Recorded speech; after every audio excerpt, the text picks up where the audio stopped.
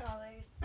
Welcome to Math on the Porch with Mrs. Charrington. I'm going to start, each day for math we're going to be starting with sprints, okay? So I will only post some videos about sprints twice to show you two different kind of sprints, today and tomorrow. Alright, so we're looking up here. When we do a sprint, you know that it's timed, so your parents can go ahead and time you for about 2 minutes to see how far you can get in the sprint. And then if you get super far, maybe your parents can find the pattern in the sprint and create some challenge problems for you. But let me show you what I'm talking about when I say a pattern. Okay, so when I see a sprint, I look for something that repeats over and over again. I see 5 minus 1 is my first problem, and then over here I kind of see 5 minus 1 again, and again, and again. So when I'm doing my sprint, I can be a smart mathematician, and I know that pattern is going to help me solve every single one of these problems, even though these numbers are a little bit bigger, okay? So when I see this, and I know 5 minus 1, that's something I can do in here, because I just have 5 and I count back 1. So I know 5, 1 smaller, 1 less, that would be 4. Okay, then as I move down my sprint, I notice that this is the same basic fact. So I just have 15, and that's just one more 10 than the number 5. Okay, so in my answer, there's going to be one more 10. I leave that in the tens place from the number 15, and then I just put my ones. Okay, so I ignore my tens and I say 5 ones minus 1 1 is still just 4 ones. I already did that last time. So I know that this one and this one are all going to end in the number 4, because the ones, when we subtract 5 minus 1, are going to make 4. So I go 3, okay. My 3 tens stay. I'm not taking away any tens.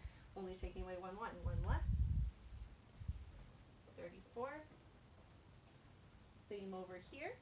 And I go 85. I'm not worried about the 8 tens because I'm not taking any tens away. And 5 minus 1, still 4. So I just continue down with my pattern. Okay, there might be some on your sprint that are a little bit more challenging than that, and I'm going to show you some examples of these. Okay, so you might see one similar to this. Okay, so if I look over here and I'm trying to solve this problem, that's harder. It's not as easy as just counting one back. Okay, I can count backwards 6.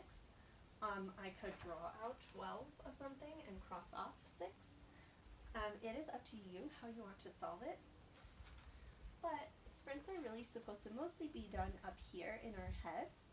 If you want to draw something because that'll help you, then go for it. But I know that this part and some other part over here is going to make 12. Hi. So I know that I have 6 for this part. 6 and what makes 12? Okay, that's a doubles fact. I know if I have 6 and then plus 6 more, that's going to make my whole. Okay, so I'm going to come over here and put 6. Now that I know that, I can find a pattern. Okay, here are my next problems.